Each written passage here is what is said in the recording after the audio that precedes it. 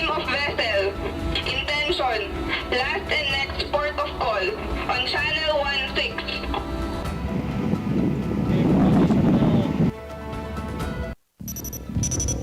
You heard personnel of the Philippine Coast Guard shooing away Chinese militia vessels at the Sabina Shoal off the coast of Palawan 20 minutes after a series of challenges, the 7 vessels dispersed. But not only that, China has also imposed an annual summer fishing ban from May until August for sustainable marine ecology. Philippine authorities blasted the moratorium, saying it does not apply to local fishermen.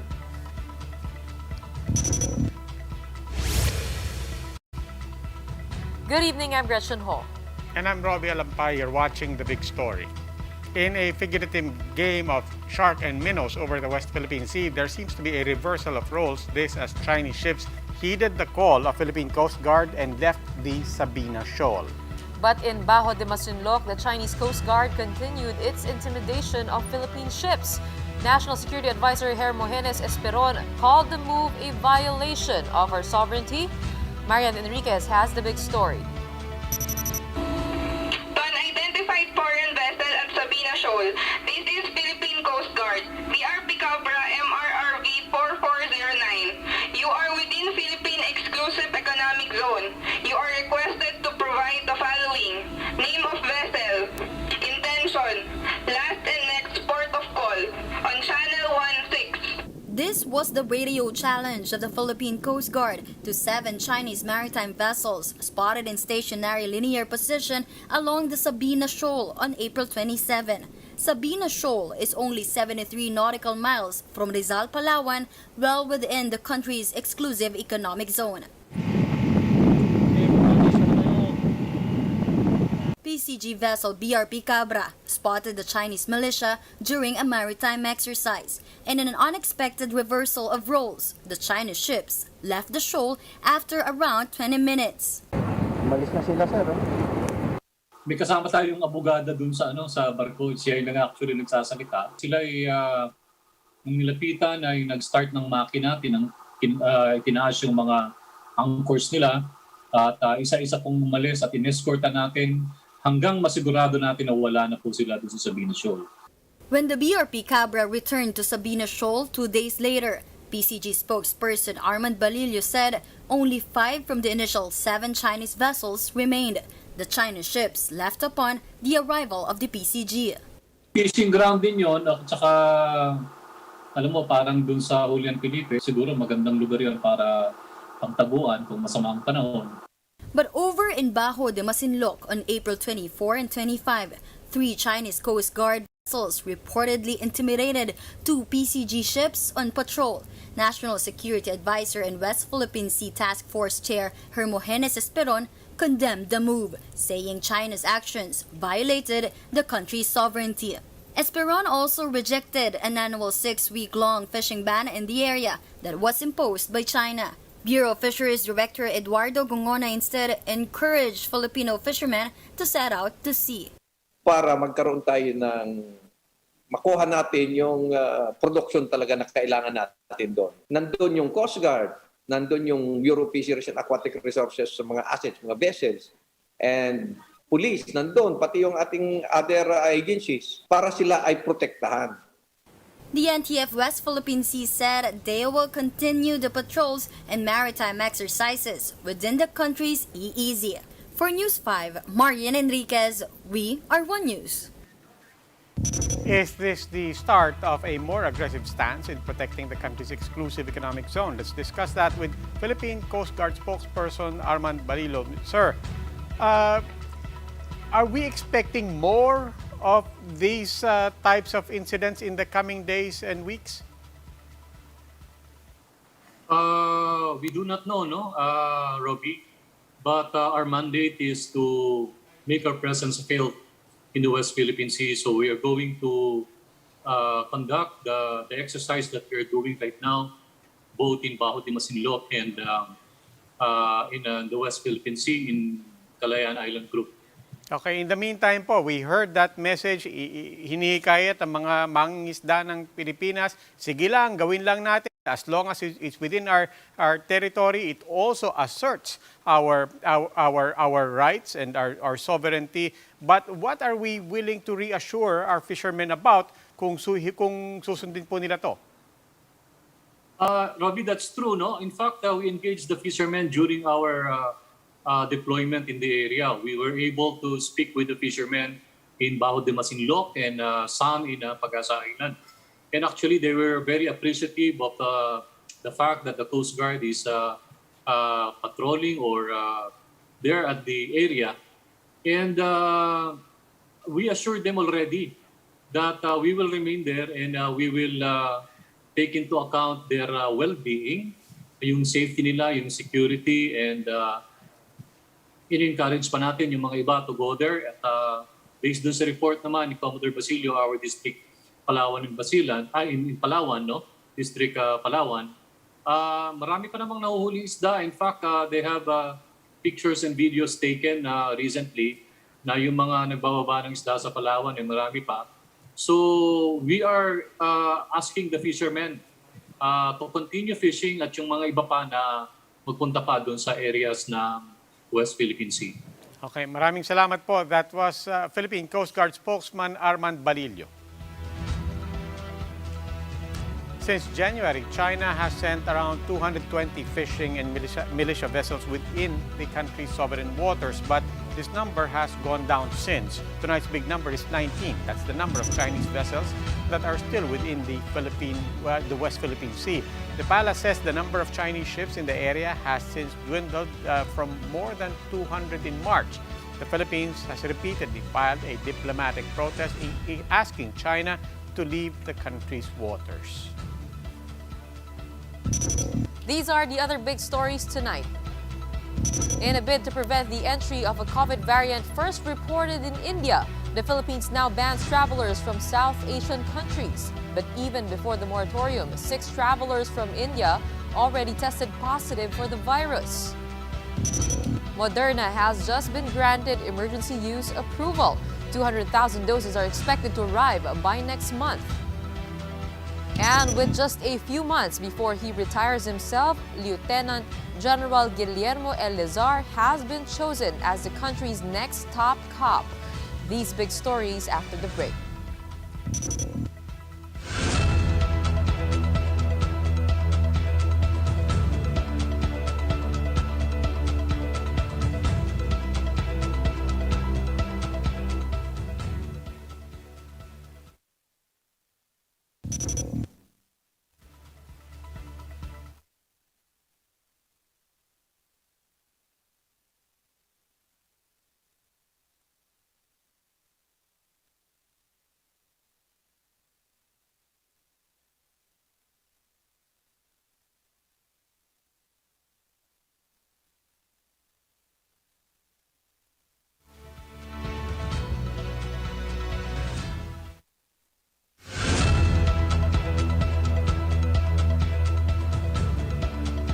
Good evening, I'm Robbie Alampay. You're still watching The Big Story.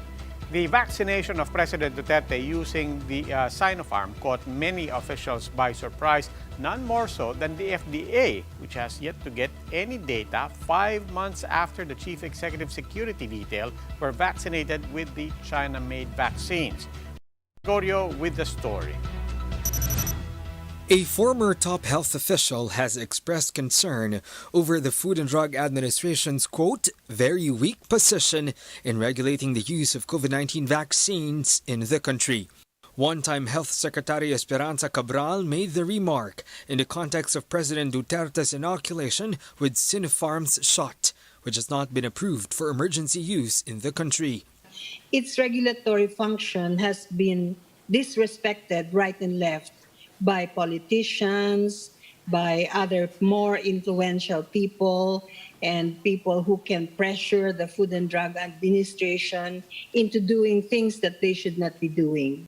Cabral explained that FDA's shortcomings started from the granting of special compassionate permit for Sinopharm after it was used among members of the Presidential Security Group without emergency use approval. No less than Defense Secretary Delphine Lorenzana had admitted that the shots were smuggled. When they were vaccinated, there was no compassionate special permit and no emergency use authorization for Sinopharm. But after that, FDA chose to regularize this irregular use of Sinopharm by providing it with a compassionate special permit. FDA Director General Eric Domingos said they're still looking into the matter, but they have yet to receive any information from the PSG more than 5 months since the inoculation. Tried working with the Bureau of Customs to check in records if there are any signs of any smuggled vaccines, no? But blank wall, we're not really getting any information on that. The same shot was recently administered to President Duterte by Health Chief Francisco Duque himself. Spokesman Harry Roque explained that this was covered by the compassionate use permit issued by the FDA. In terms of safety and efficacy evaluation, the country's vaccine experts panel said they are having a hard time as Sinopharm has not yet submitted EUA requirements in the country. Doon sabi, mataas naman daw, pero we do not have the actual data, kaya mahirap po para sa amin magsalita. Kasi kami pag tumingin technical ang aming tinitignan. Unlike other vaccines, no detailed efficacy data have been released for the Sinopharm shot, except from its own developer. For News 5, Greg Gregorio, we are One News. A Filipino data scientist based in Sydney has developed an app which tracks COVID beds in Metro Manila hospitals as unavailability continues to pose problems. A look at her much-needed app in Camille Samonte's report. Avon was rushed to the hospital on the night of March 11 after a severe bout of asthma. Her oxygen level was running low. The doctor believed Avon has contracted COVID-19, but they're already full and couldn't admit her. So did 4 other hospitals. Sabi ko sa kanya, parang gusto ko umuwi na lang sa bahay. Feeling ko talaga mamamatay na ako. Yung mga hospitals natin, they want to help, pero sobrang limited yung capabilities nila to help. Avon, who would later turn out positive, eventually got admitted in a COVID ward, but not without staying in the emergency room for 2 days first. But hers wasn't an isolated case. Social media has been replete with stories of Filipinos finding it hard to find a COVID bed. That's what inspired a Sydney-based Filipino data scientist to develop the COVID-19 app. It tracks the COVID bed capacity in Philippine hospitals. Developer Marina Rodriguez said all data is sourced from the Health Department's COVID-19 tracker. It is available on smartphones and on computers via datascience.group/COVID-19. Clicking the map shows a hospital's directory and contact information. Available ICU, isolation, and ward beds are in green. Otherwise, it would be in red. At least alam mo geographically ano yung pinakamalapit na hospital where you are. You have the phone number of the hospital so you can confirm kung meron pa nga bang available before you go. Reyes said more features will be added to the web version, such as allowing hospitals to input their own data. For the meantime, the DOH said that as of May, ICU beds in Metro Manila have increased to more than 1,100 from 781 beds last March. For News 5, Camille Samonte, we are One News. The government is imposing a ban on travelers coming from Pakistan, Nepal, Sri Lanka, and Bangladesh. This is to prevent the entry of COVID-19 variant B1617, which was first reported in India. Travelers from these countries or those who have been in these countries within 14 days before arrival in the Philippines will be barred and denied entry. The new IATF resolution will take effect on Friday, May 7. 6 travelers from India who arrived in the Philippines before the travel ban had tested positive for COVID-19. The Health Department says specimens from the 6 patients are up for genome sequencing. That's the hope, no, that we can prevent the entry of specific variants into the country. Yun din naman ang objective natin nung nag-restrict tayo ng ating borders for the UK variant. Kailangan lang natin talagang pag-igtingin ng border control na kahit na makapasok man sila, itong mga variants na ito, dapat handa tayo.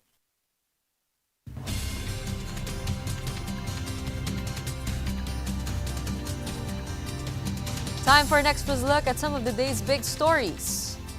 The FDA has approved US vaccine Moderna for emergency use here in the Philippines. The Moderna shot can be received by Filipinos aged 18 and older. Moderna is taken in 2 doses and has reported an efficacy rate of 94%. Philippine Ambassador to the U.S. Babes Romualdez said Moderna has committed to deliver an additional 200,000 doses next month. Inflation steady last month, rising 4.5% year-on-year, the same level seen in March. However, April's inflation print was faster than the 2.2% recorded in the same month last year. Food and non-alcoholic beverages remain to be the main drivers in last month's rise in consumer prices. Senate President Vicente Soto III announced that a compromise rate has been reached on the executive order lowering tariffs on pork imports. Lawmakers want to halve rates to 15% for in quota, while 20% for out quota. Minimum access volume will also be lowered to 254,000 metric tons from 400,000 metric tons. Local meat importers want this to be implemented until 2025 to allow recovery from the ASF.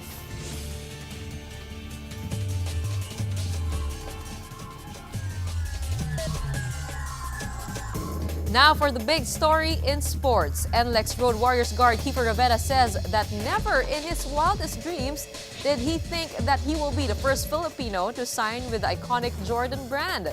In an interview with News 5, Rondina says the signing was built on a long-standing partnership with Nike and having grown up with the brand. The sneakerhead showed off his shoe collection with plenty of kicks from the Jordan brand itself. Rondina hopes the deal could lead to more player exclusives and signature shoes in the country. Time for another quick break. When we return.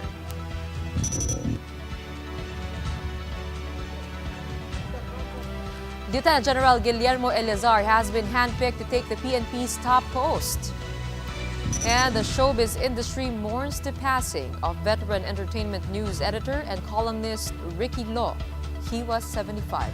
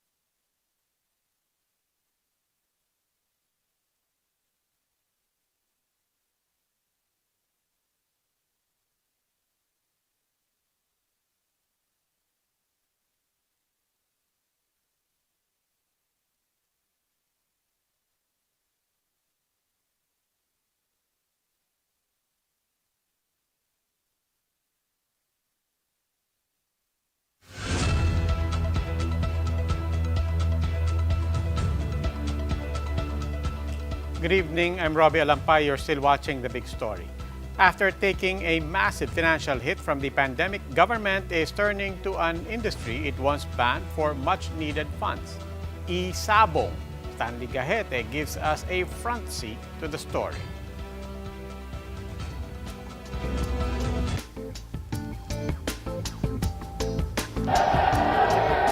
It's an age-old Filipino pastime that exploded in popularity because of the extended lockdown. I'm talking about sabong, except this time, the cockfighting arena is mostly empty.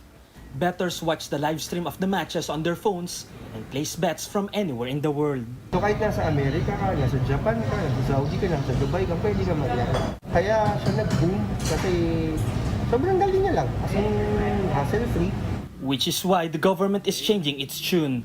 E-sabong or online sabong used to be banned, but gaming regulator PAGCOR now wants to tax and license operators. It has approved 4 licenses so far, with a few more lined up.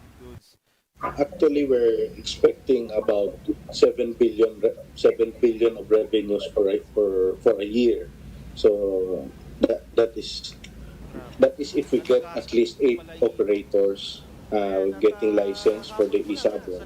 Pagcor warned that without the money from Isabong, it may not be able to keep contributing to the government's universal healthcare program, which in turn funds PhilHealth. It lost a lot of income after dozens of Pogos left the country. If luck were on his side, Mario, the master agent, says he could earn between 10,000 to 25,000 a day. Sobrang dami talagang nabigyan ng pagkakakitaan. Yun yung totoo doon. Kaya siya nag-boom. Well, the question is whether Pagcor will be able to control the number of people trying Isabong. It's easy money, and these days, look how easy it is to sign up for an account. All you have to do is to coordinate with your master agent for you to have an account. Deposit money via Paymaya or GCash, and then play. There are also, we also increased the minimum bets. But will these measures be enough to prevent social problems like addiction in the long run? The lure of online sabong may prove to be too hard to resist. Let's say sa face-to-face kasi, siguro mas ano lang para mas feel mo yung unit sa sabong ka talaga. Unlike sa online, kasi kaharap mo lang yung manok. Kaya lang, mas para mas nakikilatis ngayon yung manok. Stanley Gete, We Are One News.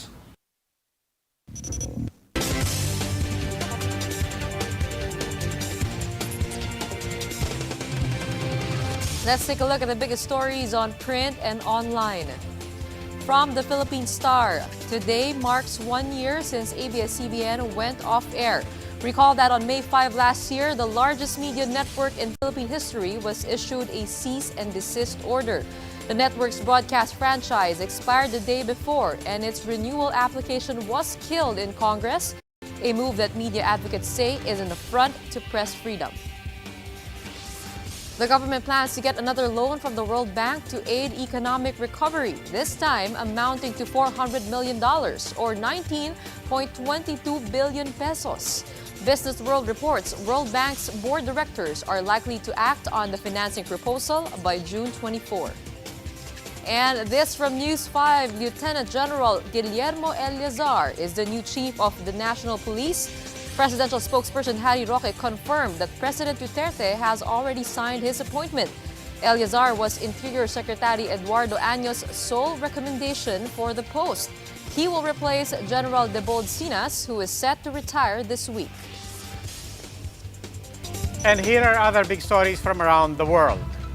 At least 23 people were killed, 65 were hospitalized after a railway overpass and train collapsed onto a busy road in Mexico City. Fallen train carriages and rubble also crushed some cars below. At least 2 train carriages precariously hung from the damaged overpass. The Mexican government is vowing to punish those responsible for the collapse. And the US FDA is preparing to authorize the vaccination of adolescents aged 12 to 15 using Pfizer's COVID-19 vaccines. This was reported by the New York Times, citing federal officials. The report says vaccination for teenage Americans are seen to start as early as next week.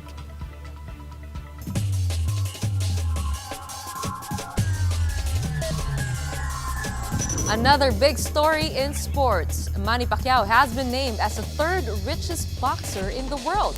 In the latest report by The Richest, Pacquiao's net worth was pegged at $220 million, behind only Floyd Mayweather Jr. and George Foreman. This despite the fact that Pacquiao hasn't seen action since July 2019. But here's the thing, a report by columnist Vic Agustin shows that the boxing legend was forced to slash by nearly half his asking price for his North Forbes Park house. The 2 billion peso property has been in the market for over a year. The latest asking price is now down to 1.03 billion pesos, according to an ad by James Edition.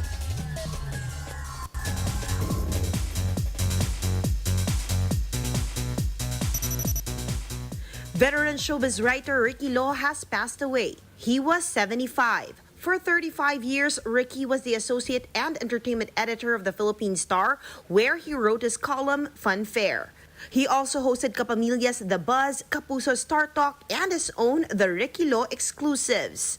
In his 5 decades in the industry, Lo was best known for his scoops on celebrity breakups, like Martin Rivera and Pop Fernandez in 1995, Ding Dong Dantes and Karel Padilla in 2008, and James Reid and Nadine Lustre in 2020. His exclusives were usually denied at first, but would eventually turn out to be true. Meanwhile, Signal Entertainment's Kalel 15 will be part of the 16th Harlem International Film Festival in New York. Kalel 15 will appear on the World Cinema and Narrative Features section from May 6 to 9. The teen HIV drama won Gawad Urian's Best Screenplay and Best Actor for its lead, Elijah Canlas. For News 5, MJ Marfori, VR1 News.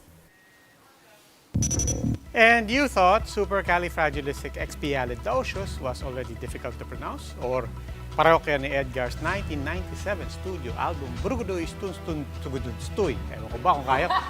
Burugudoy Stuns Tugudun Stuy. Well, now try this newborn's name from North Cotabato. Meet baby... Sige, Gretch, kami yan. Ang daming letra, puro consonants, and walang vowels, I don't think, no? Unless you count Y. But ewan ko, pahirapan. This baby will sure give Elon Musk baby X Ash 812 a run for his money.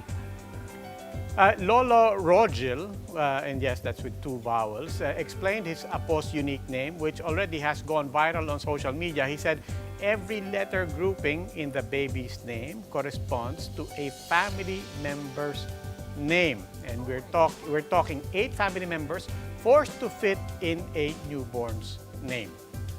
Now, Gretch, one more time. Kaya mo? Glynil, Izigil, Nasaan yung kodi ka? Merong kodi ko sa prompter kanina. Ang hirap! Baby GL na lang? Ano bang ano? You know, if I were the kid, I'd probably grow up to be an angry kid. You know, I'd probably get mad at my parents. It's Glynil. Glynil, ilabas niyo yung spellingin niyo, tapos ibasahin natin. Glynil Haler Hill. Yun pala yun, ano? Ewan ko. In short? Iiksi naman yan. Magkakaroon niya ng in short. Good luck to that baby then. Well, that wraps up today's big story. Catch us again tomorrow at 8 p.m. on Signal Channels 8 and 250. Please like our Facebook page, One News. For more in-depth analysis, visit our webpage, onenews.ph. Mask on. Wash hands. And stay safe, Philippines. I'm Robbie Alampay. And I'm Gretchen Hall. We are One News. Have a good evening.